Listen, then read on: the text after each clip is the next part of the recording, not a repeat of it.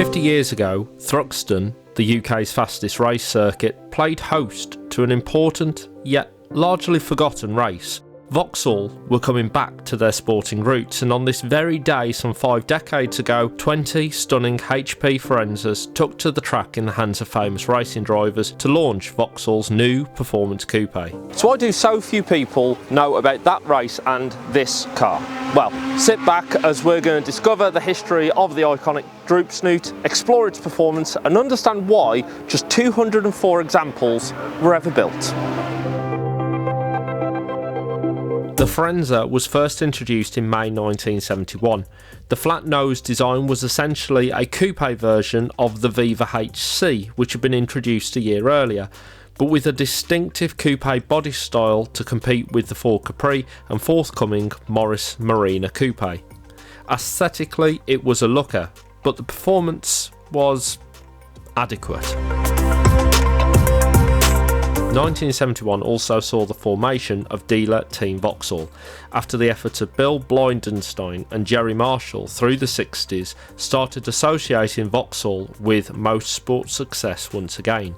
Indeed, in 71, DTV won the British Saloon Car Championship, and Blindenstein had supplied multiple cars and engines that were winning in Ireland, Scotland and the Hill Climb Championship. This didn't go unnoticed within the inner circles at Vauxhall, and aspirations were being ignited. They had a handsome coupe, but now they wanted it to go as good as it looked.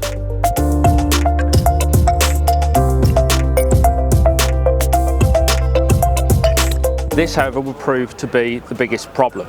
Performance is a fairly simple process to improve, however the design was a limiting factor. Back then cars weren't really designed with aerodynamics in mind, and the average was about 0.5 CD. The flat-nose coupe was 0.484. Now, to give you an idea, modern cars range between 0.25 and 0.3, and the lower that number, the more aerodynamic it is. If the Firenza was going to be competitive and Vauxhall's aspirations of 115 miles an hour top speed and 0 to 60 in 8.5 seconds were going to be realised, Roy Clark and his team knew that they needed more power and better aero.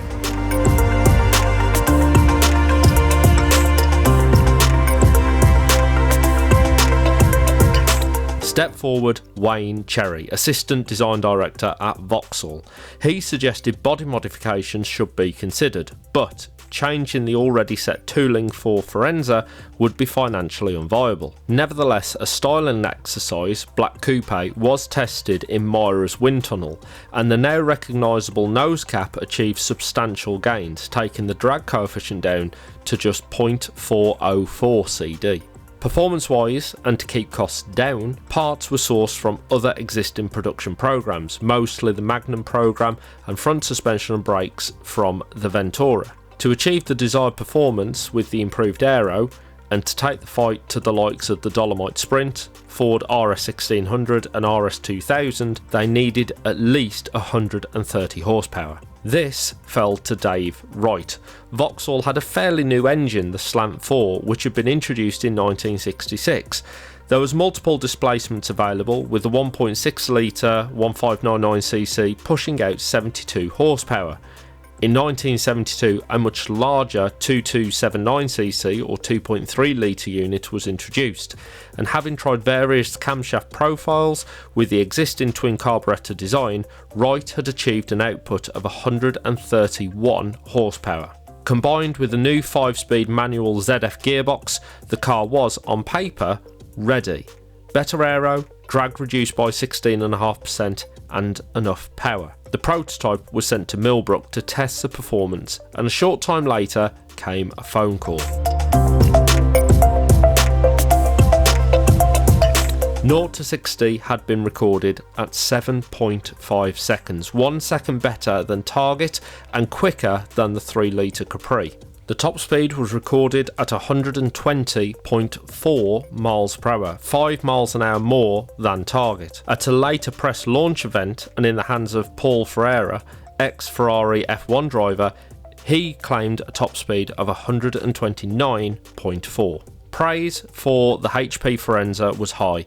Car Magazine tested the Droop Snoot alongside the Ford Escort RS 2000 Mark I and the Triumph Dolomite Sprint and concluded, for a fast cross-country journey offering the maximum in driving pleasure, you'd take the Vauxhall Firenza every time.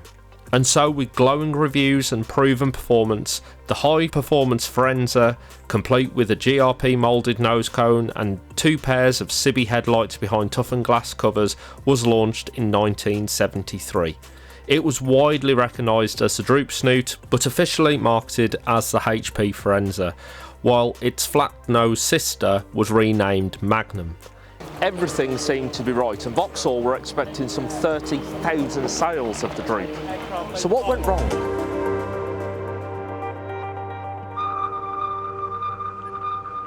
This is NBC Nightly News, Wednesday, October 17th. Reported by John Chancellor. Good evening. The Middle East war produced developments all over the world today. The oil-producing countries of the Arab world decided to use their oil as a political weapon. They will reduce oil production by 5% a month until the Israelis withdraw from occupied territories. If the Arab countries keep that pledge, it would reduce their production by almost 50% in 1 year. In October 1973, the Organisation of Arab Petroleum Exporting Countries announced that it was implementing a total oil embargo. Global oil prices quadrupled, and in the UK, petrol prices doubled, with long queues for what little petrol was available. The market for a thirsty, fast car was gone. The result? Just 204 examples of the HP Firenza were built, and in 1975, just 2 years after its launched, the Firenza was dropped.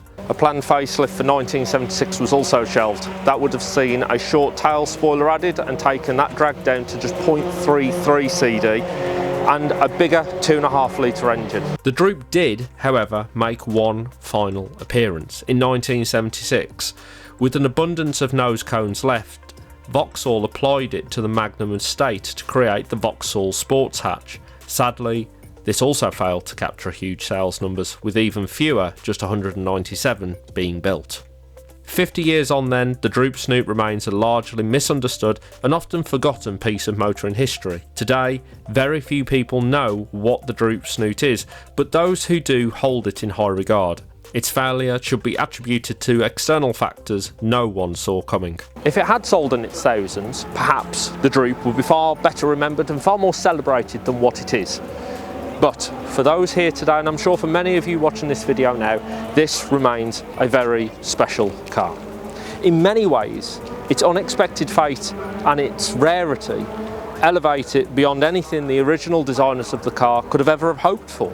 A piece of automotive history that remains iconic half a century later.